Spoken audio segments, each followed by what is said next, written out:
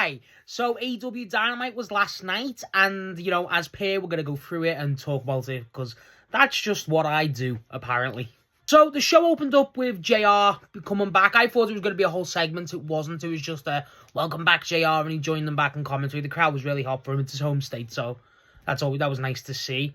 After that, we get Renee backstage, which has an important update regarding the Demand versus Jet Speed and Jack Perry, where Jet Speed have been taken out. The pair of them, someone had hit the Bounty, Ricochet, the GOA, and Don Callis all appear. And they're like, oh, we don't know who did it. And Renee's like, you sure? And then Don Callis announces that, hey, I only know the two people who did it are very rich. And then it's the Mark Davis and joined by Jake something. So Jake something is a guy from, I think, I'm not too, I know of Jake something. I've never really watched his stuff. I think he's from DPW or TNA. I know he was DPW champ at one point. But point is, a lot of people love this guy. Really, really highly rated. And he has been renamed. I think it's his actual name, Jake something. I think they've given him his last name. I forget what it is. But he was teaming with Mark Davis. Very hard to argue against that. They look indestructible already. Both big guys. Don Callis is over the moon. He's like, let's go kill someone. That's what he says.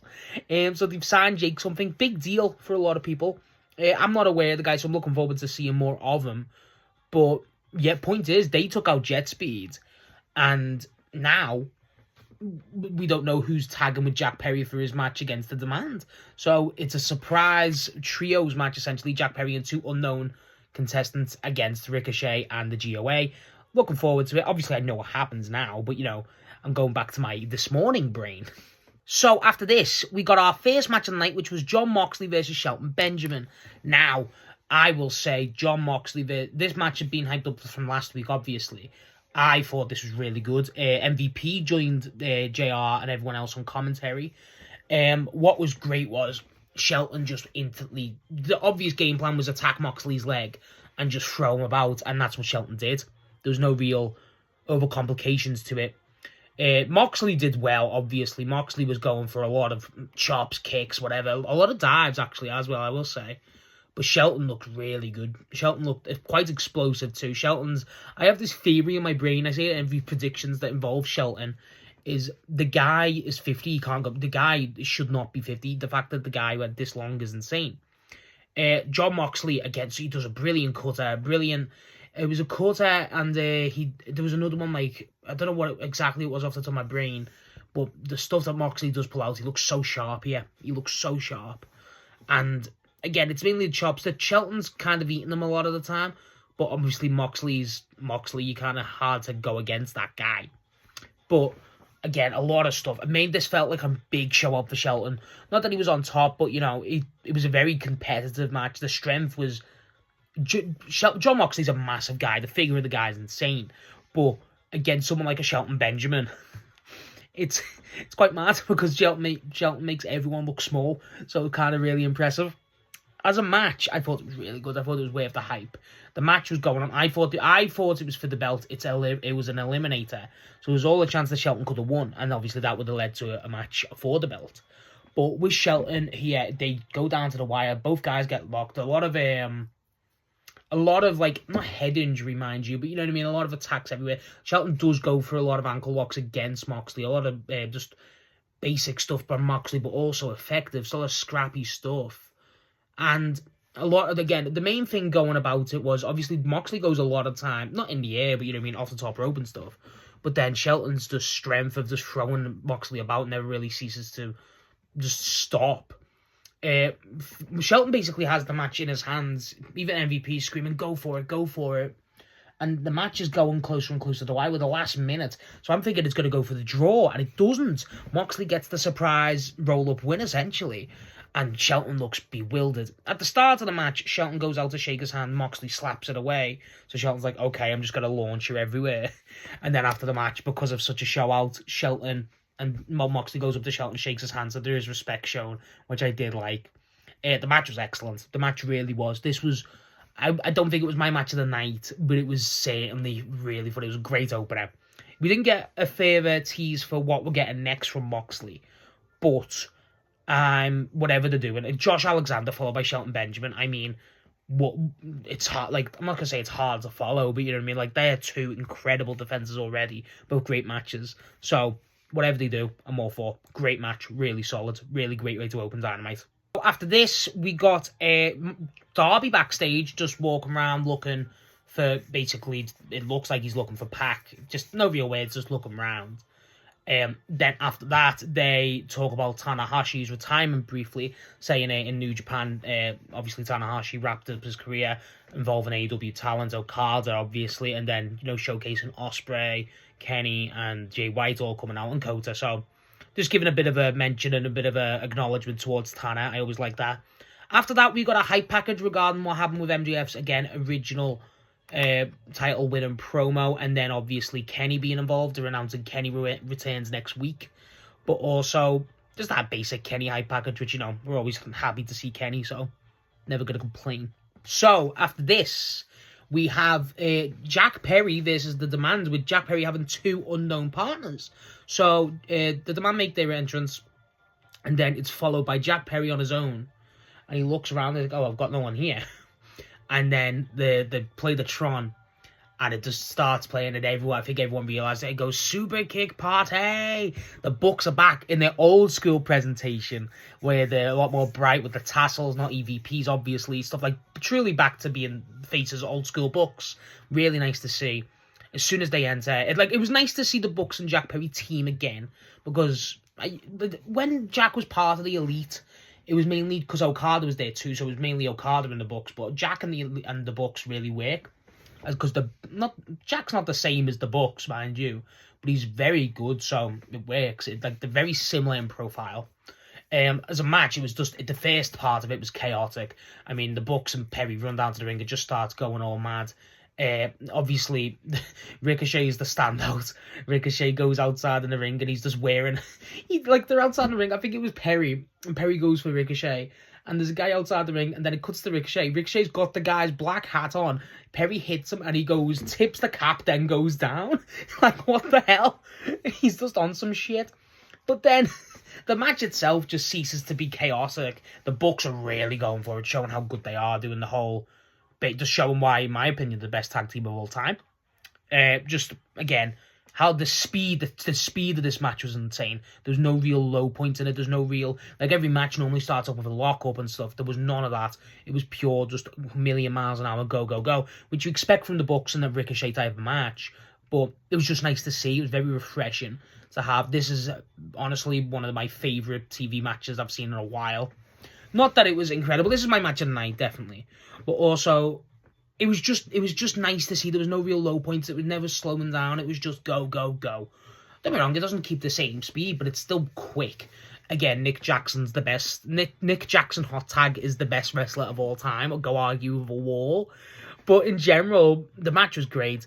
BTE triggers throughout, super kicks throughout. Toa Leona and Bishop Khan don't look like any slouches. They look great. The strength shown by both guys, it looks incredible. I really, really admire what they've done with the GOA. I think they really make them look like big team players. I do think that they could have a bit more to do on their own rather than Ricochet. And I would like to see Bishop Khan, and mainly Bishop Khan, but some with Toa Leona too, of them doing some stuff on their own. But I'm not going to complain. I thought the match was excellent. The Bucks and Perry get the win over Ricochet. Perry getting the pin on Ricochet again. So, you know, let's get more of the, the national belt. And just in general, as an actual match, again, I'm not going too in depth because these triple threats are so hard to kind of go into. But they're just wild. But again, it's nice to see the Bucks like in this presentation. Again, a lot of airplay. I mean, the amount of air all of these guys get. I mean, both Bucks, obviously, Ricochet you expected from, and obviously Perry too. Perry's just... I love how they've presented Jack Perry. They've been dealt a really hard hand with Perry going through Luchasaurus' injury. So, that's a big deal. But I think they've really handled him well. I'm always been a fan of Jack Perry. I feel like a lot of people... again, I would say it all the time. He doesn't get the credit. But he's still great. So, after the match, the Bucks and... Perry have obviously won. Then they get attacked essentially by Jake Something and Mark Davis and some other Don Callis family members. And then Jet Speed, both Kevin Knight and like Bayley coming out with basic casts on them to try and defend them off. Then the lights go out. It's like, oh shit. When the lights go out and comes on, boom, the big reveal of the night for me. I thought this was excellent. Andrade's finally back. It was a big, obviously, he was at Wrestle Kingdom, confirmed as AEW talent. But he's back again. And he takes them out. And Andrade's standing tall, back with the Don Callis family. And it's finally nice to just get Don back going. I think they're going to set up the Kenny stuff. Obviously, makes sense. But Andrade being back, getting his arm raised by Don Callis, I was just happy Andrade's back, and then he's going like, I'm here. I love that. I was really happy with Don Callis and Andrade being back. And obviously, big night for Don Callis' family. Not just Andrade, but Jake something too. Big deal. So that's cool. But then, this is what got to me. Back up the ramp, Stokely and FTR are sitting there. Stokely's in a damn wheelchair. It's like, I love Stokely. I think Stokely's one of the funniest people ever on this damn roster. In all the wrestling, he's hilarious. The guy went through a table bump, now he's in a wheelchair, he's got the Stokely Foundation. He don't even say a word. He's smirking his head off, but he's just in a wheelchair. I don't know why, I don't know what the hell's going on anymore. I don't. But Jesus Christ, Stokely Hathaway's the funniest man ever. Like, that man there, just in that small snippet of a time, steals it. I love him. And Andrade's retained, but Stokely tickles me beyond belief. This match the entire match and the segment had no right being as fun as it is. No words from Andrade, but I think we'll get that next week, hopefully. So, or in Collision, but we get nothing confirmed yet. But yeah, glad Andrade's back, and the match was incredible. Truly, speed was top notch. After this, we got Willow and her TBS title celebration in the ring. It's Ray in the ring. She introduces her. Willow comes out with Harley Cameron and Chris Statlander. I was really happy to see Stat. I thought we'd get a bit more. Willow comes in. She's very happy. She talks about, how great of a moment it is. And then she says, I get to be with my, my beautiful blonde tag partner, Harley. And then she goes, and the TV and the women's world champion, the best women, women's wrestler in the world. Statlander gives a little kiss. And then, oh, it's great. And then they do acknowledge Mercedes going, look, I know Willow's not stupid. And she's going, we're going to eat some cake. The crowd's screaming, we want cake. And she goes, we're going to get cake. We're going to get cake. But then she goes on to say she's not stupid. She knows how wrestling works. Someone's going to come out. It's probably going to be Mercedes. So Mercedes, I invite you down. Mercedes comes down. She's no belts.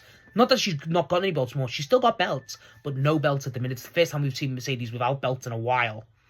And she comes out. She's wearing like a veil-esque hat. And she's walking down the ring. No, even CEO dancing off. And she looks torn up already by hiding the face under the veil. And Willow basically goes, look, Mercedes, end of the day, you've had a phenomenal reign. Let's all celebrate your reign and my victory. Trying to be nice with Mercedes, which is stupid as hell. And then Mercedes just screams. And then she going out then. Harley, tries to calm her down. And then she just attacks Harley. And then she just starts flipping the table. Statlander goes to save the cake. That made me laugh. Statlander's just obsessed with this cake. And then Willow's everyone's watching. And then she pushes Harley. That's what she does. She pushes Harley. So then she gets pushed back and pushed into the cake. The face on a cake is everywhere. That's why Statlander went to save it, I assume. But I just think Statlander just wanted the cake. And then Willow attacks her again, doing a powerbomb onto the cake, and then Mercedes is just covered in cake. And then this is just done to me. Mercedes having the worst night of her life. She's crying, she's screaming, she's having a pure mental breakdown, and covered in cake. And then Willow and Willow start, Harley and even Renee start doing the conga around the ring. And it's like, what the fuck? This is just bullying. It's just straight bullying. I just thought it was hilarious. Again, Mercedes her head's gone. It's just as you expected. It's finally happened. And I'm happy that we got some Willow and Stat minutes too. But same with Harley, obviously, you're going to get that. But Willow and Stat's the main breakaway from the TBS title for me. So I'm not going to complain about that at all. Great segments. And I always like these segments. But no setup in this segment. We've got set up what's going to go on further. So we'll get into that. So after this, we got Willow's conglomeration stablemate, Mark Briscoe, in a vignette at the chicken farm. He's talking about his reign, saying, look, I've been TNT champ since November and I've had one defense. What's going on with that? Continental Classic and stuff. I'm just been sitting back. I want my matches. want to start getting this reign going, which good, I agree. This Briscoe TNT reign should be great. And obviously Hechisero's his next match on Collision. So he starts going, I was happy for Hechicero. And he goes, let me do this. And does the Hechicero thing and starts to talk about divisions and, calling out Hechicero. I'm looking forward to that match. That'll be fun. And then after that, we get Tekla backstage with the Sisters of Sin. Sisters of Sin doing the usual bullshit, like speaking in unison, thinking it's cool. But Tekla goes, Willow, Start, you're back together. Call out Statlander specifically, goes, Willow, and she goes, Stat, what are you going to do when you turn on Willow? Like, just because you don't even like her? And then she challenges Stat and Willow and Harley to a match on, if it's either next week or Collision, where it's Stat, Willow, and Harley versus the Triangle of Madness. So that should be fun. That's what it sets up. But, that should be fun. If this gets Tekla into the world scene, I'm all for it. Because Tekla being world champ is something that we should kind of be talking more about. But happy this is happening. So, after this, we got Bandido versus Sammy Guevara. Now, I don't like Sammy Guevara, but I love Bandido. So, guess who I wanted to win? This match, Sammy Guevara looked good in this match. Bandido's strength, everything. This is what kind you expect. It was just pure. This was quick, too. This match was really quick. But as a match itself, it was kind of, not a meh. It wasn't, bad. It was Bandido's forms. It's kind of hard to scoff at. But Bandido's just going wild. And Guevara looks strong. There's a lot of stuff. Guevara's being weird. Going, I'm the next world champ. Doing all that stuff. And it's what? What? Guevara's, just spouting dumb shit. I don't know. He's not even being, lame. It's just not dull. I don't know. Again, the guy's clearly a good in-ring guy. It's just the rest of it's the shit. But Bandido, again, the airtime, the strength he does, obviously the one hand lift spot, that was sick.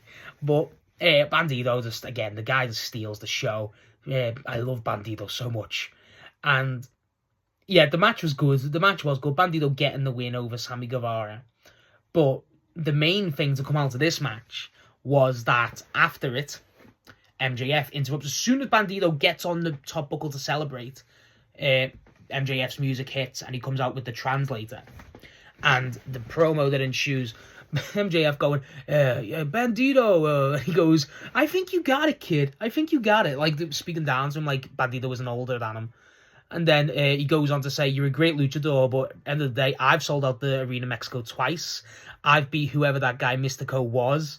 And just basically, I'm a bigger legend in Lucha Libre than you. And Bandido's going no, the most theatrical guy ever. And then he gets the translator to repeat it all.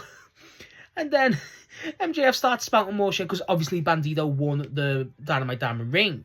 And he goes, look, hey, I think you should give me back the ring now.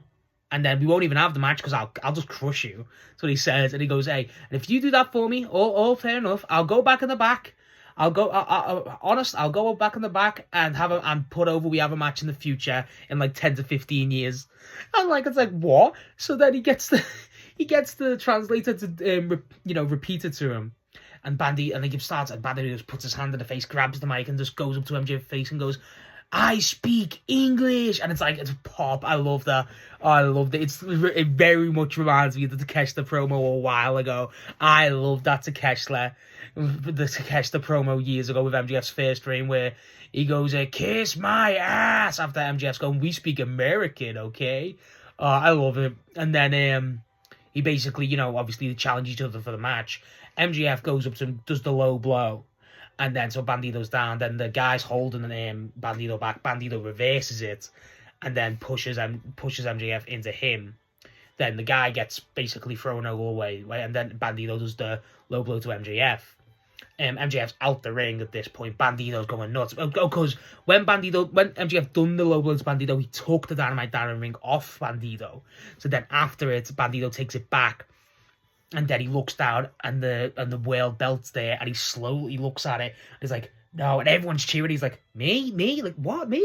And then he lifts it up, and then he goes, no. But Bandido with the belt is the greatest image ever. That needs to happen. But he puts it back down, and the segment's over. Again, Bandido's one of the most over baby faces. I love Bandido. I love him. And this Bandido against MJF, I'm sad that it's not a longer build, I will say.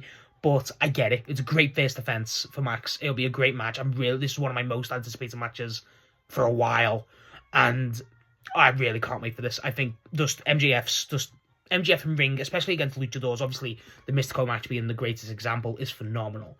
And on top of that, Bandit, just the character work from both guys is gonna, oh my god, it's gonna be magic. It's truly gonna be magic. I cannot wait for this match. And this promo was fun. Again, I wish we had more time, but that's kind of a sign of how good it is, that I want more. And we're gonna get more next week. Cannot wait for this match. After this, ironically enough, we get a Brody King hype package where he's talking about, like, it shows him doing his music and stuff where he's screaming, going into crowds, how Brody King is, and he goes, I don't need all this, I'm Brody King, and everyone needs to know I'm coming for him. This worries me tremendously, because it seems to me they're really considering turning Brody heel and breaking up Brodito. Please, to God, do not do that. I will be broken. Don't do that shit. But I love Brody King, so getting more singles Brody, I'm not going to complain about. I love Brody King, and nice, but the night it's shot lovely. I will say it's shot brilliantly for Brody, but just give me some Brody matches. Give me Brody versus MJF again. I love that. So after this, we get Tony Storm versus Marina Shafir.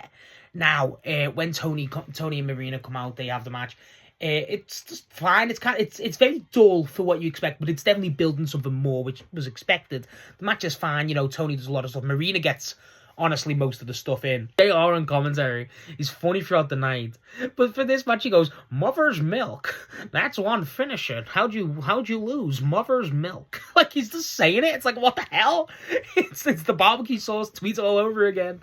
But with JR, with Marina, she's really the one taking a lot of the stuff. She's really damaging Tony. A lot of rope work. She doesn't get the Mother's Milk in, but she gets a lot of stuff in, like, you know, on. And when they get outside the ring, and Yuta and Garcia are there, and then, you know, whatever, she gets Marina pushes her into the corner pole, and then they're laughing, you know, whatever, and then they're walking outside the ring, and she's pointing at Yuta and Garcia, and they're like, whoa, whoa, whoa. Then Marina puts, like, the foot, you know, pushing Tony's head against the pole, and when she does that, Garcia's going, how'd you like that, Tony? How'd you like that? And then after that, or before that, sorry, maybe, it was, she goes, go piss off, you two. And they're like, whoa, whoa, whoa. So they're just there. They're not really doing much. It's only Garcia and Yuta, no Claudio or Moxley. Or Pac either. And so Tony's got no one with her, no Mina outside. So after this, the match is fine. There's not really much to it. It's clearly a setup job, like I said. But then after that, during the match, Tony gets a pin on Marina. And then Yuta rags the ref out, and then the ref calls the match as a DQ, giving Tony the win via DQ. They both argue with the ref, like, whoa, whoa, whoa, whatever. So, like, you know, like, how are you arguing against that? So it was actually the right call. So after this point, Marina starts going in, starts beating the shit out of Tony in the ring. And then Marina Shirakawa. Mina Shirakawa comes out, runs out, tries to make the save, similar to how Tony did for Mina. Marina just kicks Mina once and she goes down.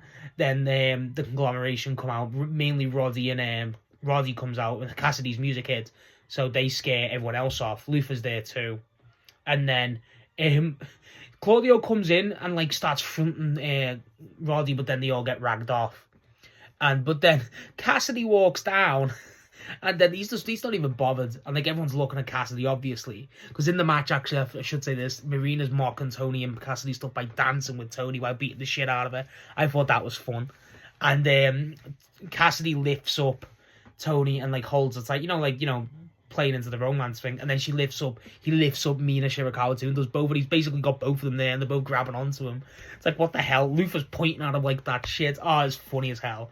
And that's basically how it ends. Clearly setting up Tony and Marina furthermore, but obviously more Orange and Tony stuff too, which, all for. I really like that. I really like what they're doing with that. So after this, we finally reunite with Darby and Pac backstage. Pac's getting interviewed by Lexi Nair, I think it is.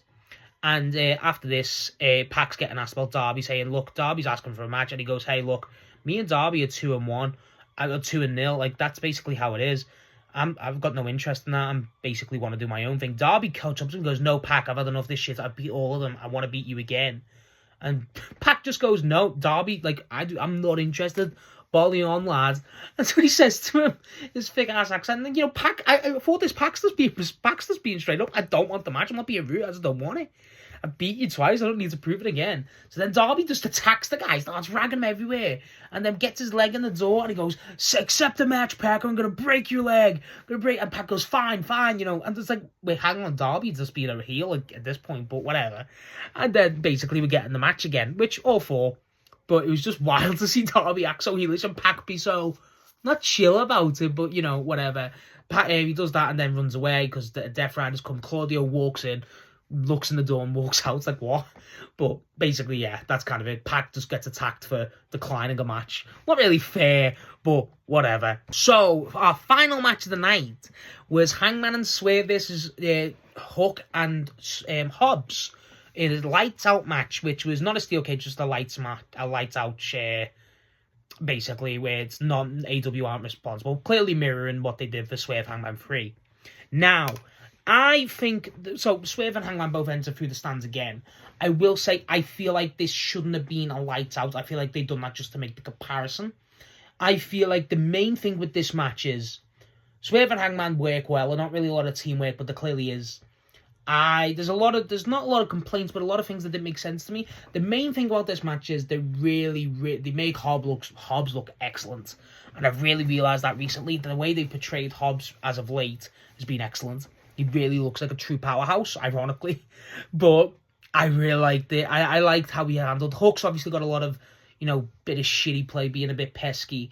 Yeah, Hook does a suplex and shit to Swerve, puts Swerve through a table. Or puts Hangman through the table. Forget who he puts through the table. And it's like, what? So I don't get what we're doing with Hook, but that's another discussion for another time. I just think this match didn't need to have this stip. I feel like the stip was wrong. I feel like it could have been a normal just street fight, not a lights out.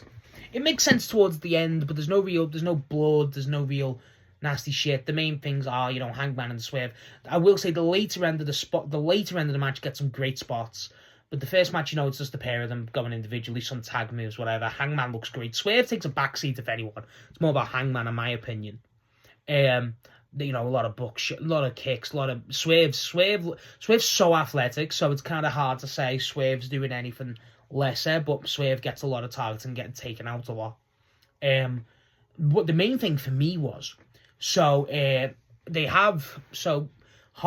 they're about to get the pin, and then the Ops Dojo come out and interrupt. So it's just that Ops Dojo, and then Hobbs gets the chain, and they tie Swerve and Hangman together, Indiana Jones Last Crusade style with his dad, back to back. And Swerve and Hangman get up and start fighting them all off. Wow, like that. I thought that was excellent imagery. I really enjoyed that. And then they both get the chain, start taking them all out, double clothesline with the chairs and chain, double clothesline, stuff like that. And Hangman gets the chain on Swerve. No, Hangman gets the chain on Hook, and starts hanging him similar to how he did on the in New Japan with the Bullet Club, and obviously with Moxley and Swerve too. But starts hanging him. Hook taps out immediately. The ref says, "Okay, call it off." Whatever. Hangman, Swerve win. And that's the end of the match, which was wild. There's no real drama in it. The cinder block spots was good too. I liked how they kind of went, "Ooh, who's going on the cinder block spots?" Because obviously Hangman tried to do a dead eye to Hobbs, but he was just too heavy. I love that. But I will say, I'll say this. I feel like, one, it was really weird to have this end with no Shibata or no Samoa Joe coming out. I thought that was quite weird.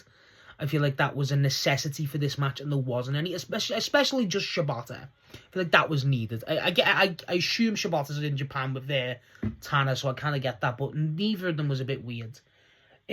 No real drama between Swerve and Hangman. That was kind of weird to me. Again, I feel like we're just kind of letting them two team a bit just quickly, and just, again, I just don't think this match needed to be a lights out. Ironically, because the lights did go out.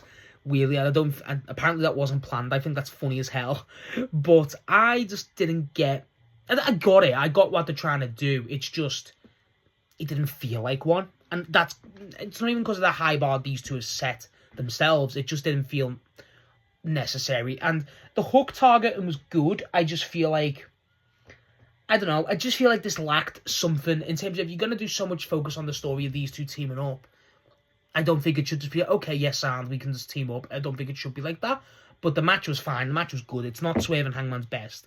I enjoyed the previous one more, I feel. I feel when it was Swerve and Hangman versus Shibata and Hobbs, that was better.